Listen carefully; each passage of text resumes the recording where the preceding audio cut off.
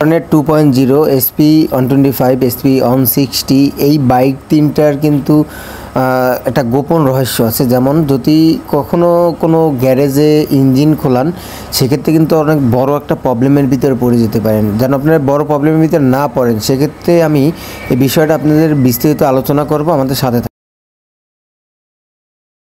আসসালামু আলাইকুম বন্ধুরা, কেমন আছেন? আলহামদুলিল্লাহ অনেক ভালো আছেন আশা করি। আমি Mohammad Tuhin Khan, bike servicing BD YouTube channel থেকে আজকে আপনাদের মাঝে আবার নতুন রিভিউ নিয়ে চলে আসলাম। আজকের রিভিউটা খুবই গুরুত্বপূর্ণ, অবশ্যই শুরু থেকে শেষ পর্যন্ত দেখবেন, কেননা আপনারা এই ধরনের সমস্যার ভিতরে আপনি জড়িয়ে যেতে পারেন এবং পড়তে পারেন। কেননা অনেক ভাই আছে জানেন না, আপনারা এই বিষয়টা অনেক ভাই না, আপনারা কেউই এই বিষয়টা জানেন না।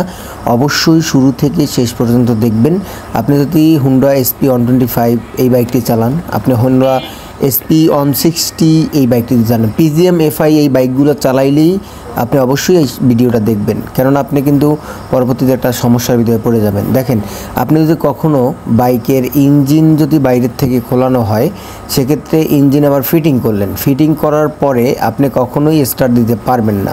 যদি বলেন কেন, এই জায়গায় রহস্য আছে, আমি সব কিছু ভাঙেই বলবো।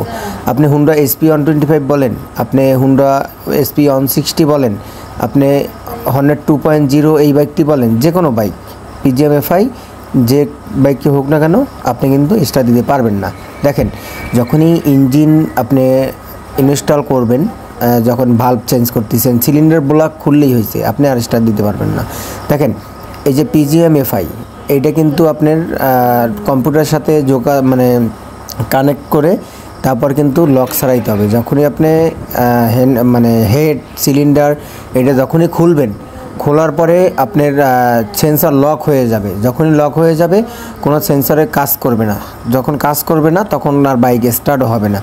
এজন্য যে গ্যারেজে আপনার আছে PGM FI চেক করার জন্য মেশিনটা আছে, ECG মেশিন আছে, সেই জায়গায় আপনি ইঞ্জিনটা খোলাবেন, তা নয় কিন্তু বড় বিপদে পড়তে হবে, আপনার বাইক কিন্তু স্টার্ট নেবেন না।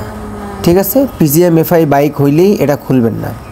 ওকে, হ্যাঁ, বাইরে যে ইঞ্জিনের কাজ পারবে না তা না, কিন্তু ইঞ্জিন লক হয়ে যাবে, তখন কিন্তু আর পারবেন না। ঠিক আছে, তাহলে আশা করি আপনারা বুঝতে পারছেন। যদি আপনারা এ জায়গায় বুঝতে না পারেন সেক্ষেত্রে অবশ্যই আমারে কমেন্ট করবেন অথবা আমার ফেসবুক পেজে আসবেন। ফেসবুক পেজের নাম বাইক সার্ভিসিং বিডি। আমার ইউটিউব চ্যানেলের ভিতরে লিঙ্ক করা আছে, ওই জায়গার থেকে আপনি আসতে পারেন। আইসা আপনি কমেন্ট করতে পারেন যে ভাই আমি এই বিষয়টা জানতে চাচ্ছি, এই জায়গায় আমি ক্লিয়ার না, আমি ইনশাল্লাহ বুঝিয়ে দেব সুন্দরভাবে। তাহলে আজকে এই পর্যন্তই। আরও ভিডিওটা ভালো লাগলে অবশ্যই আর 10 জনকে শেয়ার করবেন, তারা যেন উপকৃত হতে পারে আপনার মতন। তাহলে ভালো থাকেন, আসি, আসসালামু আলাইকুম।